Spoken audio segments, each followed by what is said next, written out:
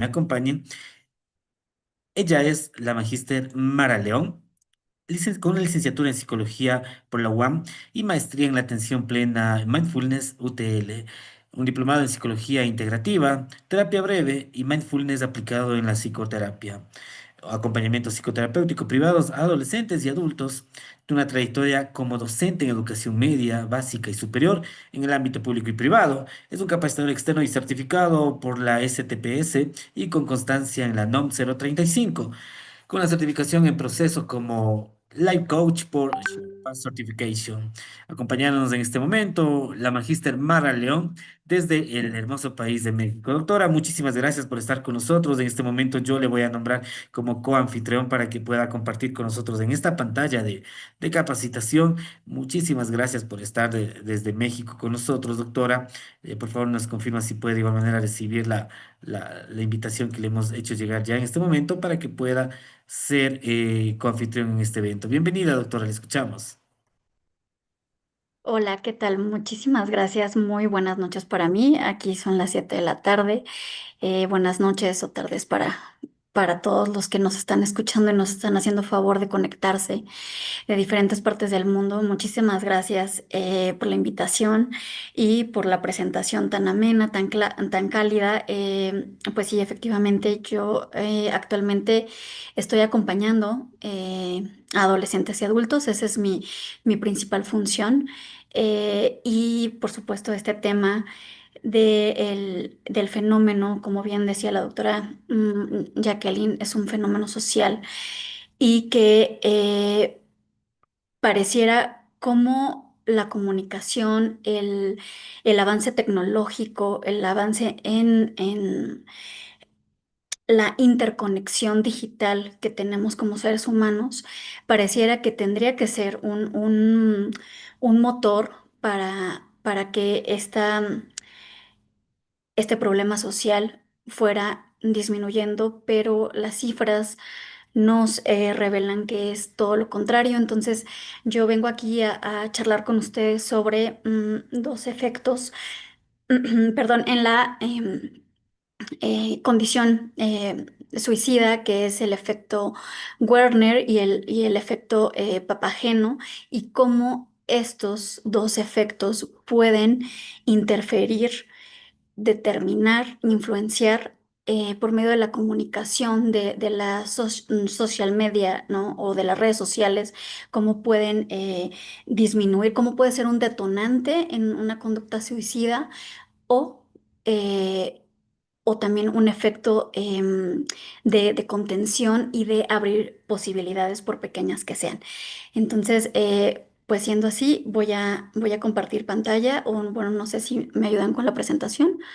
Yo comparto pantalla. Doctora Mara, sí, por favor, para que Ok, pueda tener de mejor manera la versatilidad de pasar la información. perfecto. Ya está Muchísimo. habilitada. Perfecto, muchas gracias. No, gracias a ustedes. Permítanme un momento nada más para... Listo. Bueno, pues como bien les decía, este es el tema que yo les traigo con muchísimo gusto. Traigo esta conversación, este tema a la mesa, el efecto Werner contra el efecto Papageno, ¿no? Y por supuesto guías para la comunicación ética de la conducta suicida o en el trabajo de la conducta suicida. Si hay alguna situación en donde no pueden ver o algo así, por favor, con toda la confianza, háganmelo saber para, pues para justo modificar esto.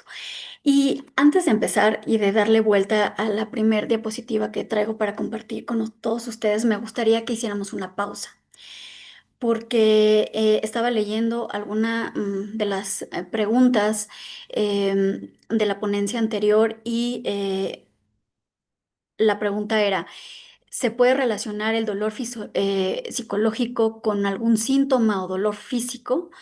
Y si entendí bien la pregunta, yo respondería sí, tiene todo que ver.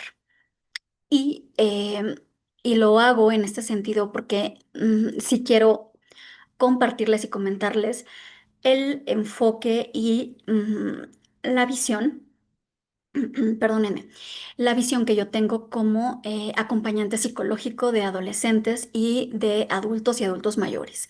Mi enfoque es humanista, integrativo y también trauma informado. La psicología del trauma a mí es lo que me ha permitido poder unir los dos eslabones, mente y cuerpo.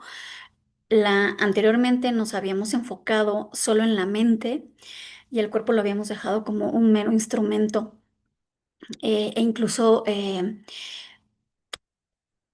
sub, eh, sub, eh, subrogado, digamos, o limitado a la mente. Y yo quisiera que invitáramos también a nuestro cuerpo el día de hoy a que estuviera aquí. Simplemente reacomódense en el asiento en donde están. Inhalemos juntos, respiremos juntos, inhalen por la nariz y vamos a exhalar por la boca como si quisiéramos soplar una vela.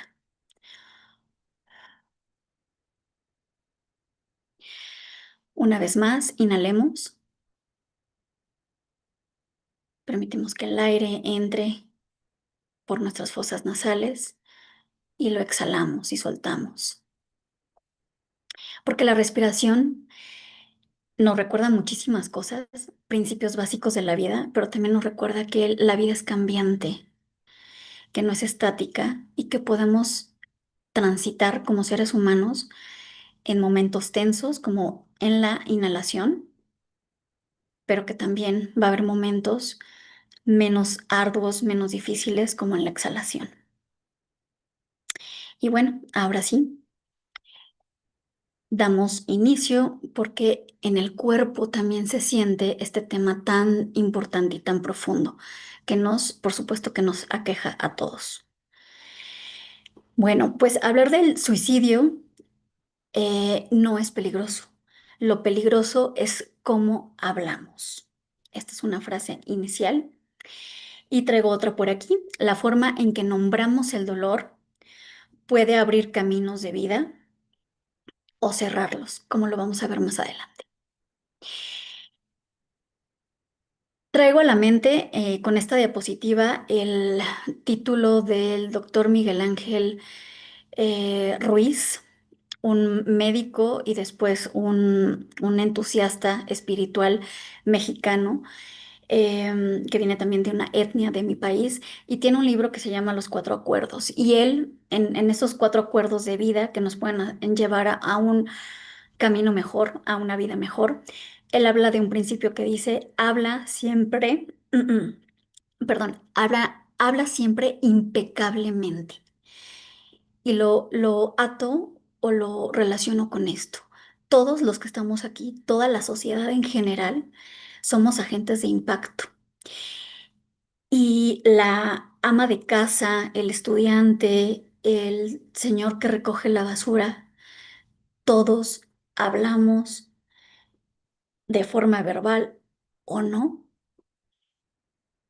y todos podemos influir en la otra persona, en el sistema nervioso de la otra persona.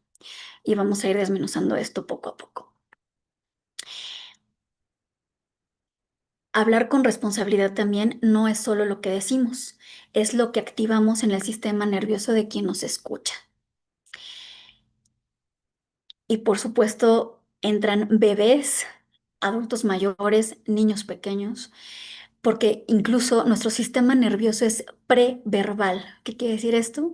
Que puede recibir señales, interpretaciones de la realidad, incluso antes de que aprendamos a hablar.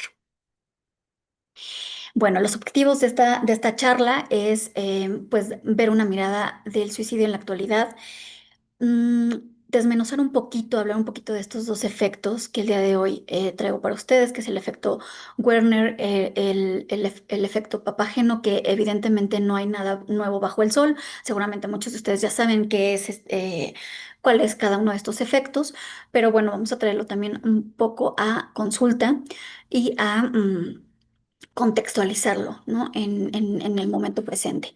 Integrar su comprensión. de estos dos efectos con el modelo que yo utilizo, que es el trauma informado, psicología del trauma, y proponer lineamientos éticos para la comunicación.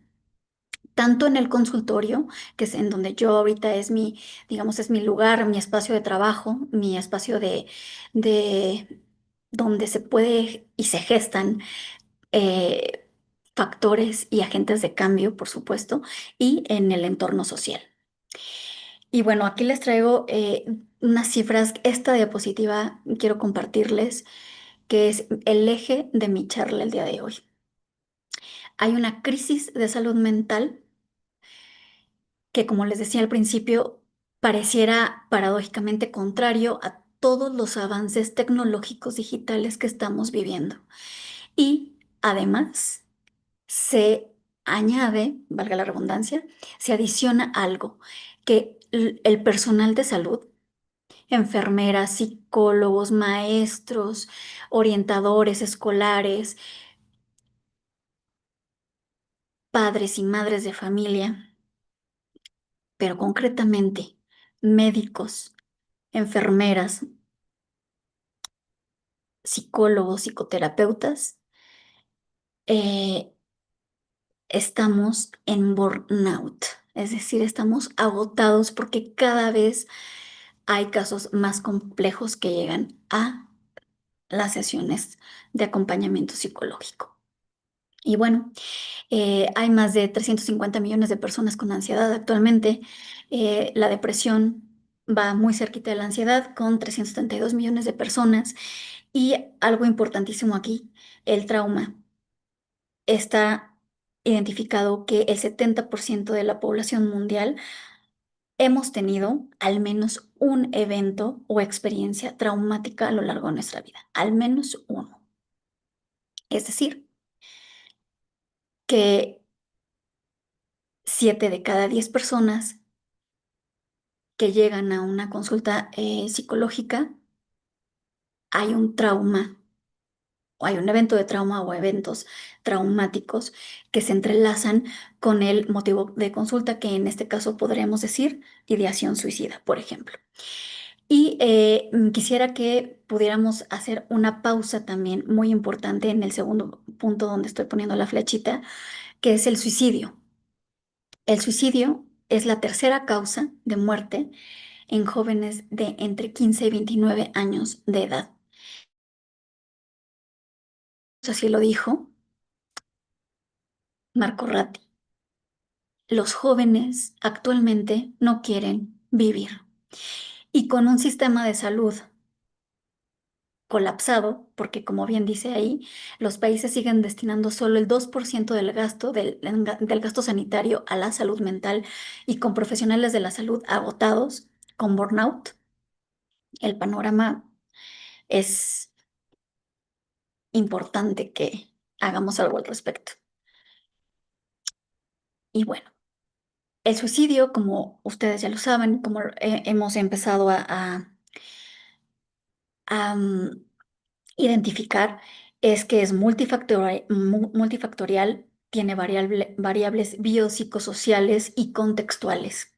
Es decir, contextual desde la contaminación o, por supuesto, la cuenta de banco, todo influye. Es un problema de salud complejo bastante fuerte. Y la comunicación social, es decir, todas las redes sociales que todos utilizamos al menos 2 horas al día, tienen un impacto significativo en la modulación o no del riesgo, como lo vamos a ver más adelante. Y bueno, seguramente ustedes no me dejan mentir cuando estamos viendo un podcast o cuando estamos escuchando, no sé, a alguien en cualquier red social, siempre dicen, tal red social no me deja decir la palabra, ¿no? Y entonces, en este caso, por ejemplo, es el suicidio, no, no puedo decir eso, ¿no? Entonces, inventan la palabra autoeliminación.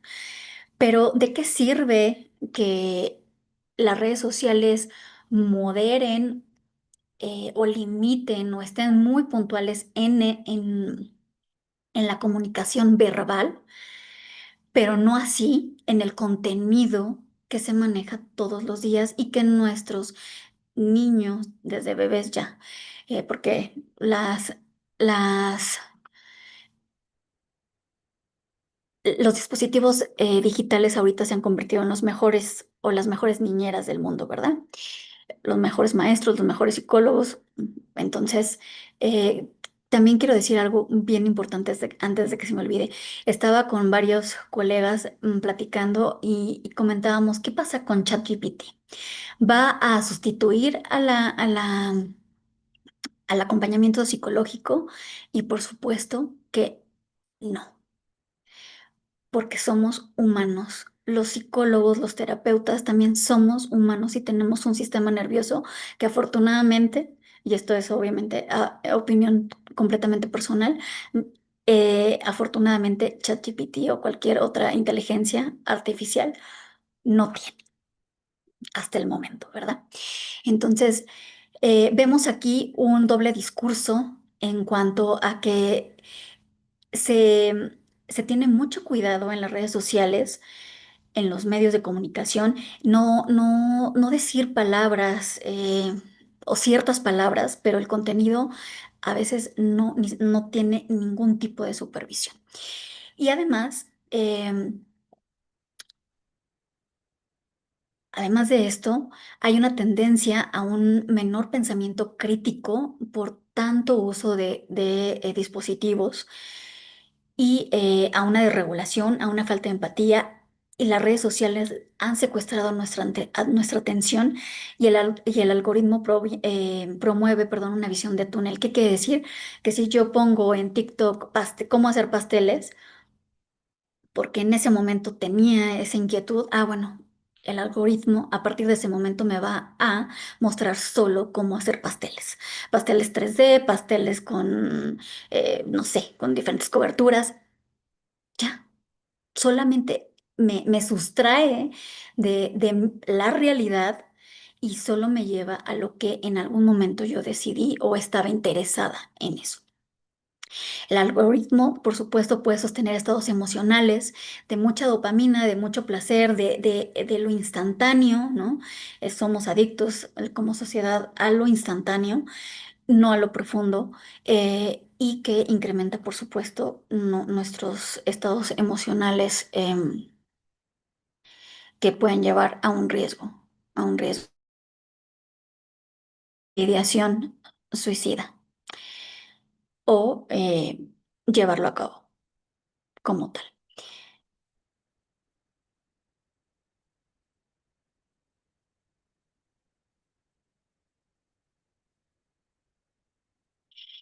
Y bueno.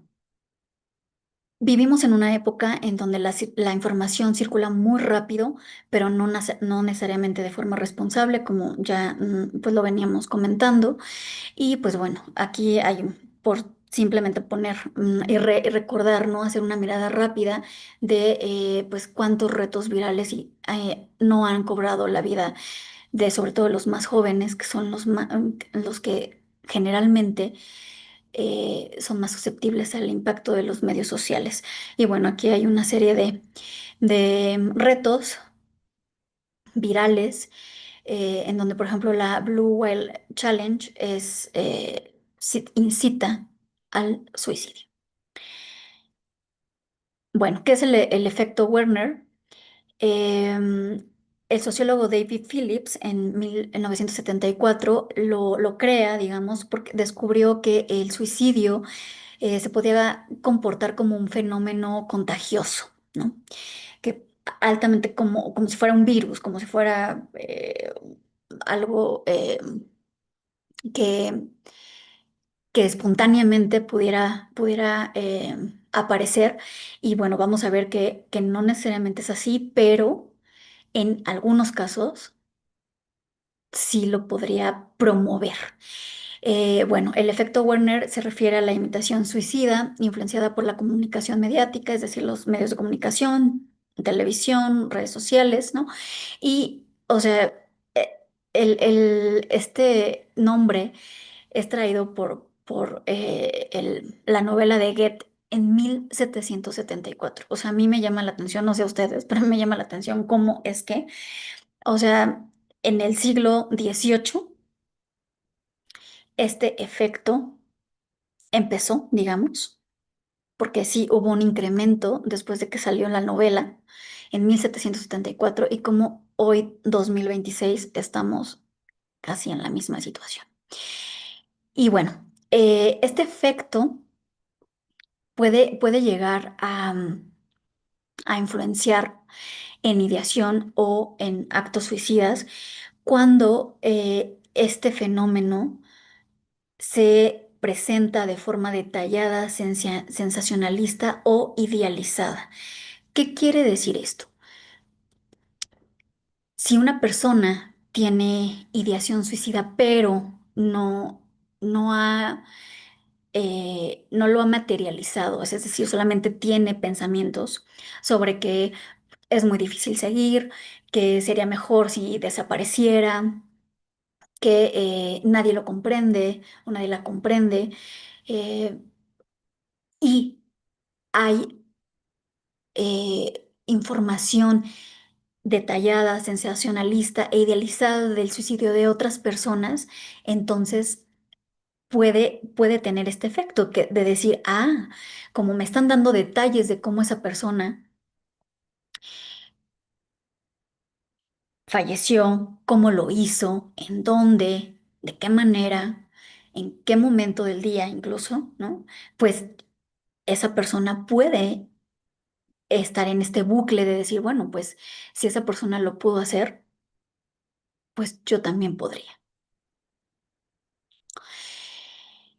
Hay mayor impacto cuando existe identificación fallecida que cometió suicidio, en donde se describen métodos, como les decía, y se romantiza el acto, ¿no? Cuando decimos que se romantiza el acto es con frases como, por ejemplo, ya dejó de sufrir, ¿no? Al menos ya dejó de sufrir. Eso es romantizar, es ver al suicidio como una forma de salir y de ya no sentir el dolor que me lleva a tomar la decisión. Como, bueno, esto lo vamos a seguir viendo más adelante. Y bueno, aquí les dejo alguna bibliografía, ¿no? En donde está estudiado este efecto, donde se estudia este efecto.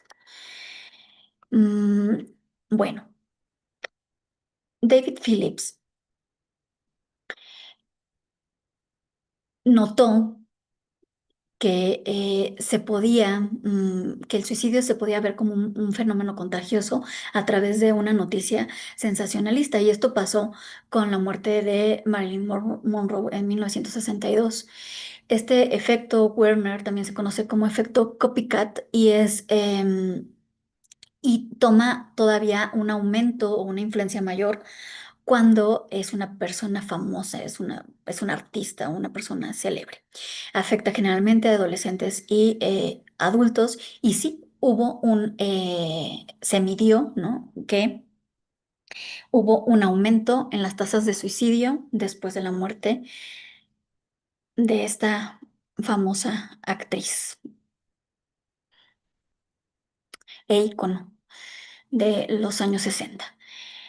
Y bueno, el contenido tipo Werner o efecto Werner puede reforzar esquemas de desesperanza, activar memorias implícitas de dolor, disminuir la percepción de alternativas y la normalización de que el suicidio puede ser una forma de acabar con mi sufrimiento. Como bien les decía, em, si tengo ideación suicida, pero no lo he llevado a cabo, pero lo pienso, este efecto me puede activar memorias implícitas de dolor. Si la persona se quitó la vida por una traición amorosa y yo he sido traicionada por mi pareja en algún momento dado, puedo traer, obviamente, el trauma se reactiva y disminuir la percepción de alternativas o soluciones o posibilidades. Y bueno, en la visión actual psicológica, de acuerdo con Bessel van der Kolk, que es uno de los autores principales en trauma informado y psicología del trauma, él tiene esta frase que dice: el trauma compromete la capacidad de autorregulación y de imaginar futuros posibles, cosa o factores que no están en la conducta suicida. No hay autorregulación y no hay incapacidad de imaginar futuros por o cambios por muy pequeños que estos sean. Y bueno, yo les comentaba que de acuerdo a mi enfoque, eh, en consulta nos enfocamos en la parte mental, es decir, en el 20% de lo que acontece en la persona, en su historia de vida, en su experiencia de vida. Y el otro 80% es cómo se vive el trauma en el cuerpo. Entonces, de acuerdo a mi enfoque y a mi mirada y a mi perspectiva de acompañamiento psicológico, un terapeuta tradicional trabaja solo con el 20%. Y por eso a veces los síntomas regresan y por eso no hay avance y por eso hay retroceso y por eso solamente estamos maquillando y no vamos al fondo del iceberg. Bueno, la teoría polivagal, que es también otro pilar importante en mi enfoque, eh, pues bueno, explica cómo el sistema nervioso afecta nuestras emociones y la regulación emocional es esencial para prevenir la conducta suicida, ya que a través de nuestro sistema nervioso y de nuestro cuerpo podemos sentirnos seguros, cómodos, protegidos o protegidas o no. Gabor Mate es otro exponente contemporáneo de la psicología del trauma y Gabor Mate destaca cómo el estrés relacional, es decir, en mis relaciones con mi pareja, con mis hijos, con mis compañeros de trabajo, con mi jefe, con mis amigos, contribuye a la o no a la conducta suicida, enfatizando la necesidad de conexiones emocionales saludables y el impacto de la falta de apoyo en la salud mental. Es decir, o sea, no solo es que yo tenga una carga genética de algún trastorno o de suicidios en mi familia, sino que también mis relaciones pueden ser otro factor que me lleve a cometer esta conducta. Y bueno, yo aquí les traigo una práctica vivencial. Es importante hacer pausas, tomen agua, tómense una pausa para respirar. Y les voy a pedir que juntos hagamos este ejercicio. Mm, Les voy a pedir que se coloquen con la espalda derecha, pero no tensa. Tal vez pueden echar sus hombros hacia atrás. Estamos trabajando con sistema nervioso. Sus pies bien puestos en el suelo, en la superficie, en donde estén. Los voy a invitar a que cierren los ojos si les viene bien. Si no, simplemente pueden ver a un punto fijo al suelo, hacia enfrente, hacia un lado, pero con un enfoque suave. Vamos a respirar, vamos a inhalar por la nariz, inhalamos y yo cuento, inhala, 1, 2, 3, 4, retén el aire en tu interior, 1, 2, exhala suave por la boca, 1, 2, 3, 4, 5, 6. Ahora quiero que imagines una experiencia o momento de tu vida en donde no encontrabas una salida. No estoy pidiéndote que la juzgues si era pequeña o no, o que si ahorita ya lo ves pequeño o no. Simplemente enfócate en ese momento de tu vida, sin juicio, en donde sentiste que no había salida, por la razón que fuere. Ahora te invito a que lleves una mano a tu pecho, hagas una inhalación profunda, inhala. por la nariz y suelta por la boca.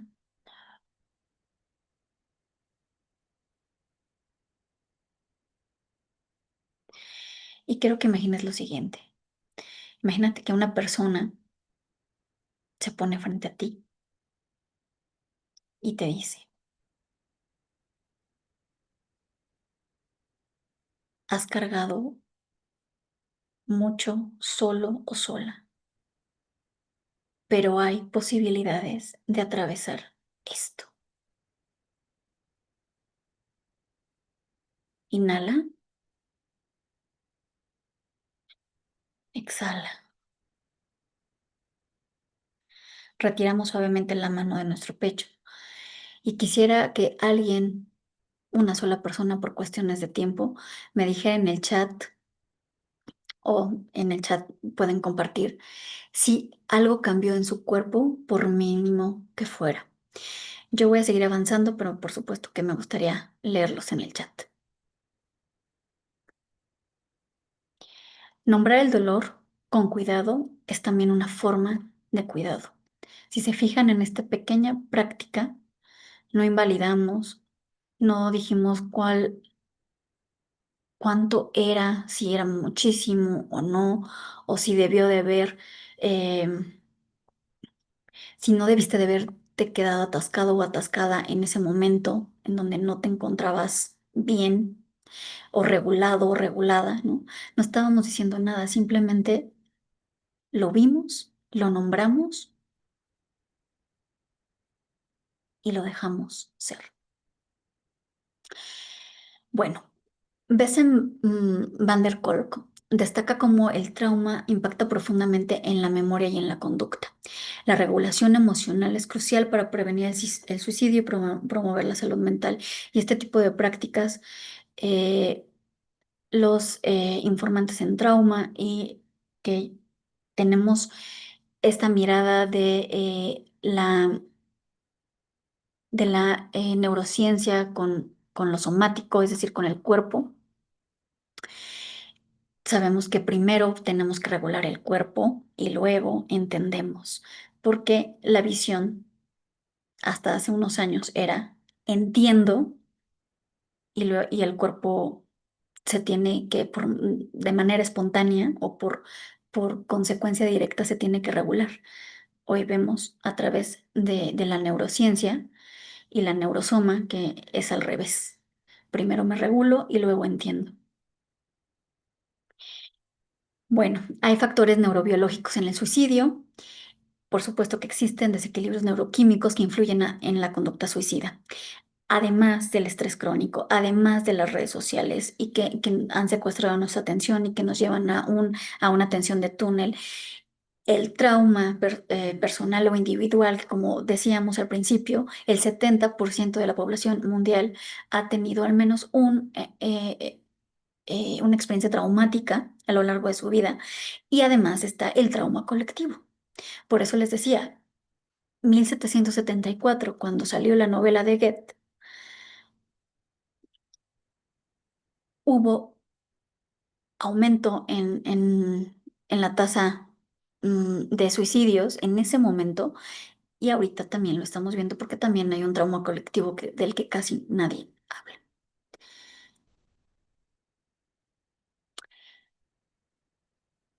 Bueno, las bases psicológicas y neurobiológicas entendiendo el impacto mediático en la conducta suicida.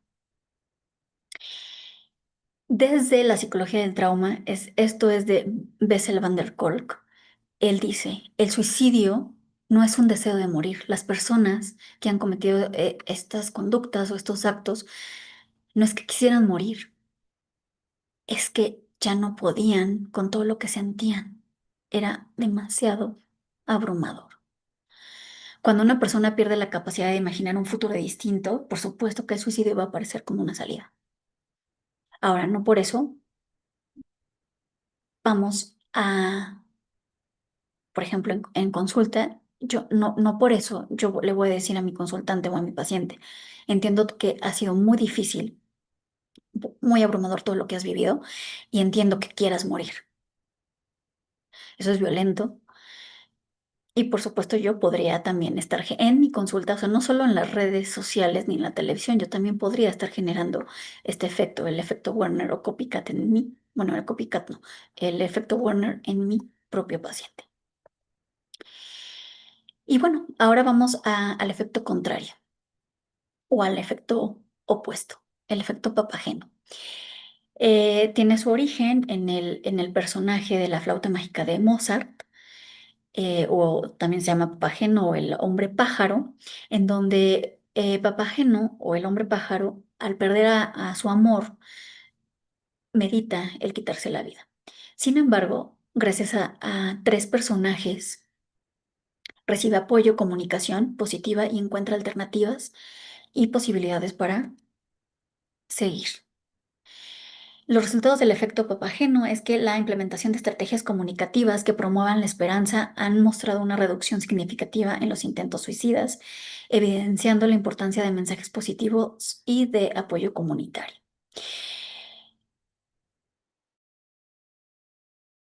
Lo que pasó con Marilyn, con la muerte de Marilyn Monroe, la muerte de Kurt Cobain, dado que ya había pasado, ¿no? Y ya había estudios y ya estaba el efecto Werner y el efecto Papageno más sobre la mesa, pues las organizaciones de prevención, por ejemplo, pues todos los movimientos, ¿no? El 10 de septiembre es el Día Mundial eh, contra el Suicidio, ¿no? Estuvieron más alerta. Y se observó que sí hubo una alza en las llamadas a las líneas de prevención de la vida contra el suicidio, sin embargo, no así en la tasa de mortalidad de esta conducta, que quizás fueron gracias a que hubo campañas de redes, perdón, de medios de comunicación que hicieron o crearon el efecto papageno, ¿no? Posterior al suicidio del cantante. Y bueno, aquí hay una comparación entre el efecto Werner y el efecto papageno.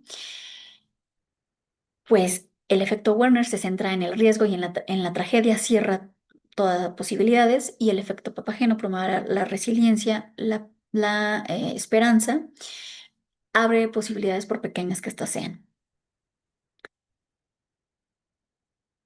Una cobertura irresponsable sí, en los medios sí puede, o en las redes sociales sí puede aumentar el riesgo suicida, mientras que la comunicación ética puede proporcionar esperanza y contribuir a a la prevención de conductas que puedan llevar a este acto del que estamos estudiando. Algunas narrativas que no son recomendadas son dar detalles del método, como bien decíamos, el sensacionalismo y darle mucho peso a esta parte de frases como no aguanto más, decidió terminar con todo, romantizar el sufrimiento, ¿no? O simplificar causas de que fue por una ruptura. No, no fue por una ruptura, o sea, digamos que la punta del iceberg, pero ¿qué hay más de fondo? ¿No? Es el síntoma, digamos que el suicidio es el síntoma y tenemos que ver muchísimo más abajo. Nos corresponde a los profesionales de la salud mental ver más en lo profundo, en la oscuridad de la noche. Una narrativa que puede influenciar o tener el efecto papageno es hablar del dolor sin glorificarlo, eliminar detalles del cómo, cuándo, dónde fue, incluir alternativas reales, mostrar que pedir ayuda es posible y que no es desmitificar que pedir ayuda es signo de debilidad y tener un lenguaje cuidadoso. Frases a evitar, simplemente las quise traer, sé que ustedes no las usan o las limitamos, pero los terapeutas también somos humanos, tenemos un sistema nervioso, también tenemos trauma. Las estadísticas lo hablan, espero no incomodar a nadie, pero en mi contexto, incluso familiar, todavía tengo personas muy cercanas que todavía lo utilizan, ¿no? Échale ganas, todo pasa. Y sobre todo esta última, hay gente peor. ¿no? Que está sufriendo más, ¿no? Ya, o sea, no debe, no es para tanto lo que te está pasando a ti. Esto es un efecto Werner. ¿Por qué? Porque cierra posibilidades y porque también yo puedo, a través de la comparación, tener un efecto negativo, un efecto Werner. ¿Por qué? Porque si digo, hay gente peor que está sufriendo o que sufrió más que yo, pues entonces lo mío no lo voy a poder atravesar nunca, no lo voy a poder solucionar. Porque si esas personas que estaban viviendo algo más grande o doloroso que yo no lo pudieron hacer, ¿por qué yo sí lo voy a poder hacer? ¿No? U otra narrativa sería, hay gente peor que lo hizo.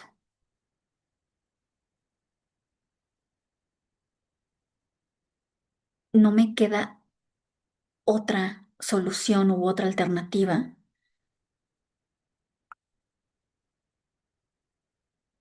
porque yo no soy capaz de sentir o sostener ese dolor, aún más dolor del que ya estoy sintiendo. Espero haberme explicado y si no, bueno, ahorita seguimos adelante. Principios de comunicación ética, em, por ejemplo, el efecto Werner sería se quitó la vida tras una decepción amorosa. El efecto Papageno sería estaba atravesando un momento de profundo dolor emocional, pero existen formas de acompañar y tratar este tipo de sufrimiento. Siempre hacer hincapié en que se puede pedir ayuda, en que hay lugares, hay personas especializadas en donde sí vamos a encontrar un espacio y un lugar a nuestro dolor. La comunicación ética. Traigo aquí un ejemplo muy rápido. No es de suicidio, pero sí de cómo el efecto Werner puede no solo generar conductas suicidas, sino también asesinatos. Estas dos chicas en 2012 eh, apuñalaron a su otra amiga, eran tres amigas, tres mejores amigas de 12 años, la apuñalaron eh, porque esta figura sin rostro que está abajo, que se hace llamar Sendelman, algo así. Es irreal, pero ellas tergiversaron la realidad y dijeron que por supuesto que existía y que si no apuñalaban o mataban a una de sus mejores amigas, entonces este personaje creado en internet iba a ir por sus familias, por ellas y por sus familias. Eh, este personaje fue creado en una página de concursos donde la idea era crear historias de terror y personajes y cómo toda la realidad virtual, toda la fantasía virtual pasó a la realidad. Y pues bueno, búsquenlas, ya están más grandes, por supuesto, han pasado 10 años, más de 10 años. Y la chica, la víctima atacada, logró sobrevivir afortunadamente. Prácticas a evitar en la comunicación es crucial, como ya les decía, no mencionar los métodos, porque si yo estoy coqueteando con esta idea, el tener de una manera accesible los cómo pueden influenciar en que yo tome la decisión. Em, en México, en mi país, por ejemplo, no sé si aún sigue existiendo, pero hay formatos que por supuesto que promocionan el efecto Warner como al extremo. No sé si en sus países hay algo parecido, pero sí son programas en donde son puras noticias de muertes, de accidentes y detalles, por supuesto, porque los seres humanos somos morbosos, por supuesto que sí. Promover la esperanza en la comunicación es fundamental. La comunicación ética, cuando informamos. sobre la conducta suicida o con personas que tienen ideación suicida. Alentar historias de superación y resiliencia puede inspirar a otros y brindar apoyo emocional para enfrentar las dificultades. No es positivismo tóxico, simplemente saber que puede haber una salida, por pequeña que sea. Eh, Fomentar la búsqueda de ayuda, como ya bien les decía, es muy importante para lograr el efecto papageno. Una información clara, sencilla, práctica de dónde y cómo encontrar ayuda.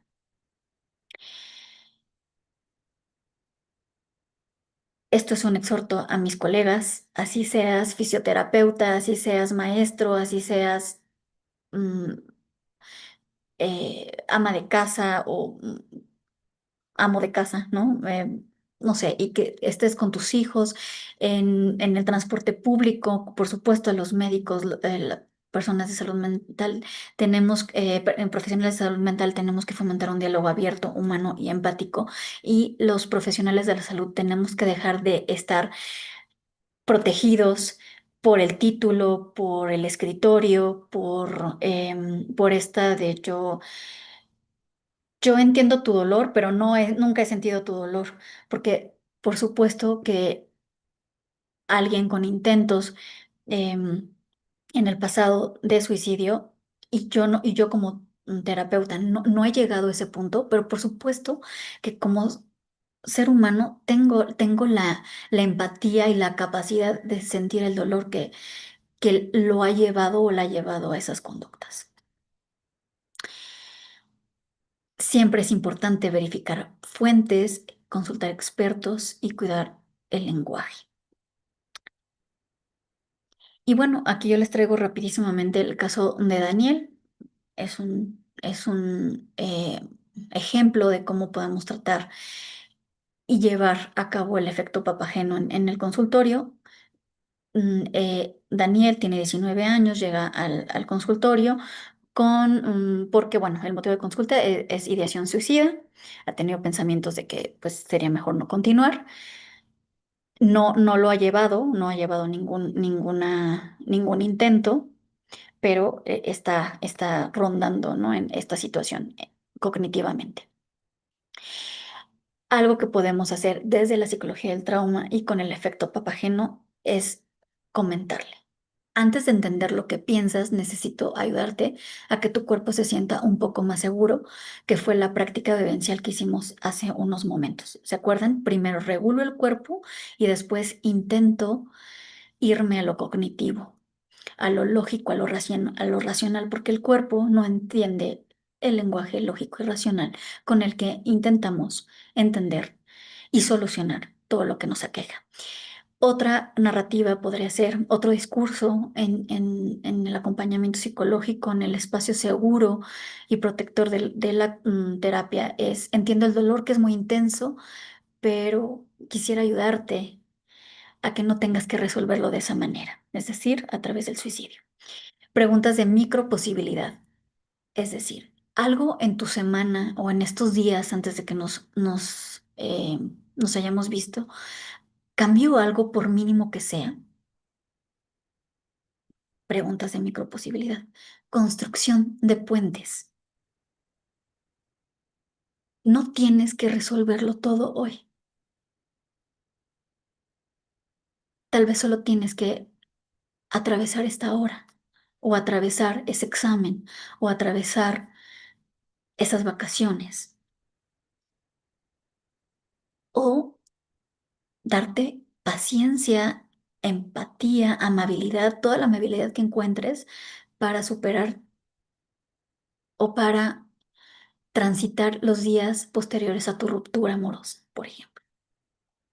Siempre tener presente, perdón, microavances, esfuerzos diarios o esfuerzos suaves, como me gusta decir, y fomentar siempre la ayuda y el apoyo, hacer un plan de emergencia, contactos de emergencia, hablar con su entorno inmediato, construir, por supuesto, una red de apoyo sostenible.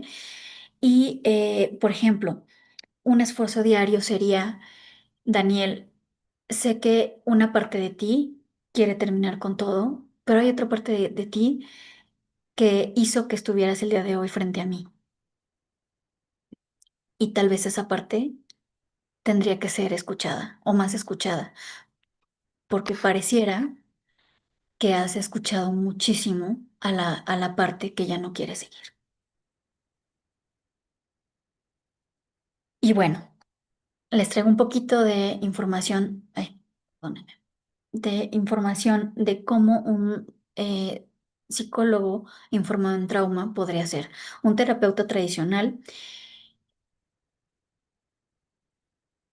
puede, no estoy generalizando, pero puede tener un paciente no regulado. Hay resistencia, hay bucles mentales, hay defensas altas. Recuerden que nosotros, los seres humanos, somos expertos en tener mecanismos de protección, de asegurarnos que nadie nos va a hacer daño, como lo hicieron en el pasado. El terapeuta se esfuerza, el paciente se defiende, ¿no? No, no, no, es que no me estás entendiendo, no, es que pues ya he platicado 30 veces mi historia y me sigo sintiendo igual, ¿no? Evita, ¿no? El resultado es un alivio temporal, pero el síntoma vuelve. Y un terapeuta neurosomático va del, va del cuerpo hacia la cabeza. Le da mucha importancia a la presencia, a la apertura, a la integración. Hay una corregulación de sistemas nerviosos, la respiración del terapeuta, el tono de voz, la mirada, los gestos, los movimientos pueden regular a su consultante.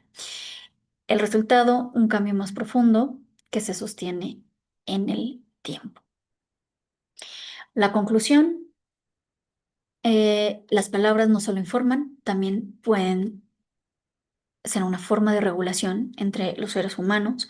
No se trata de evitar hablar del dolor, sino hablarlo de tal forma en donde la vida se siga percibiendo o se perciba, tal vez es la primera vez que se perciba como una opción viable para nuestro consultante o la persona que tenemos enfrente. El sistema nervioso responde a narrativas como si fueran reales, por eso hablar de suicidio puede desencadenar o contener y abrir la posibilidad, como en el caso del homicidio de estas que cometieron estas dos chicas de 12 años en Wisconsin, en Estados Unidos.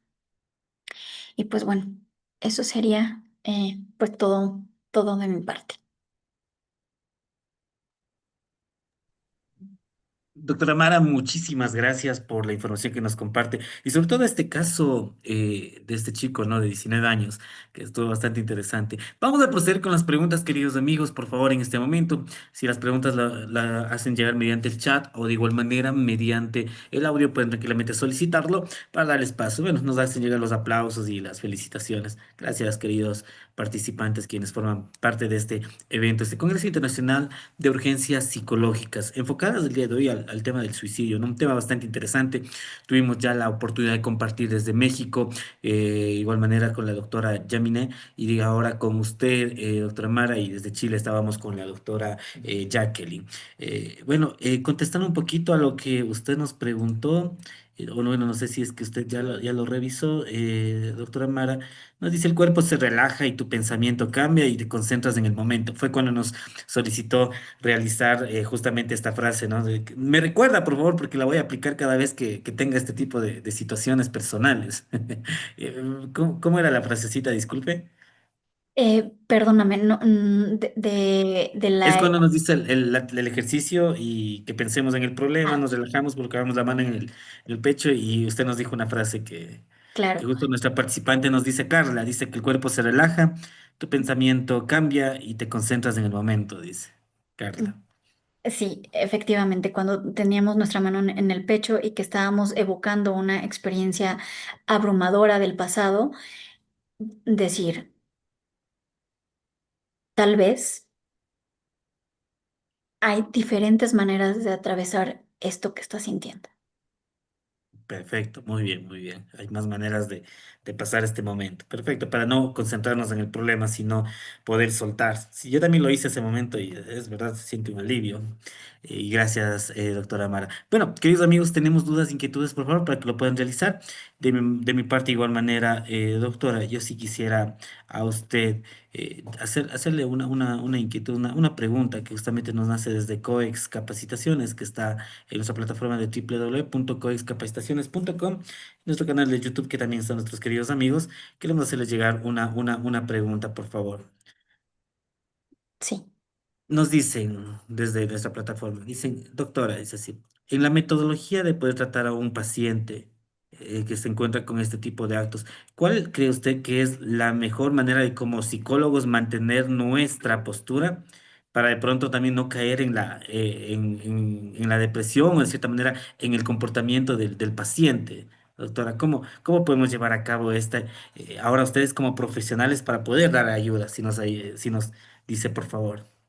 Claro, esta pregunta es muy interesante porque como les comentaba al principio, en una diapositiva que les también no, les compartía que es un eje en esta presentación, en esta charla, es que el 40% de los profesionales de la salud mental estamos agotados. Hay burnout. Entonces, aquí sería el autocuidado, es decir, si nosotros acompañamos, apoyamos, fomentamos, ayudamos a cuidar nuestra salud, a la salud mental de nuestros consultantes, ¿por qué no incluirnos nosotros también? ¿Por qué no incluirnos nosotros? ¿No? Y algo bien importante que casi no se habla, pero no todos los consultantes son ideales mm, a nosotros los terapeutas. Entonces, algo importante es poder canalizar o derivar si tú como terapeuta estás sintiendo que el caso te sobrepasa. Por supuesto que hay supervisiones clínicas, pero recordemos que también somos humanos y nuestra propia experiencia de trauma o no también está presente en el consultorio. Y poderle decir al consultante, mira, creo que para ayudarte mejor, para poder seguir sosteniendo este proceso, me gustaría conectarte con X asociación, con X persona, con X colega. Y es también como decirle, ¿sabes qué? No, no, no, no, no tenemos que saber todo, no todo es para todos. Y también el decir, esto no, es completa y absolutamente válido y también podremos aportarle a su propio proceso y recuperación. Doctora muy amable, nos dice Patricia, una felicitación a la máster Mara por su profesionalismo. Creo que sin duda son temas que se deben de abordar con mayor frecuencia. Y Cristina López nos dice, ¿cómo integra diferentes modelos teóricos para evaluar el riesgo de letalidad en un paciente? Doctora, por favor.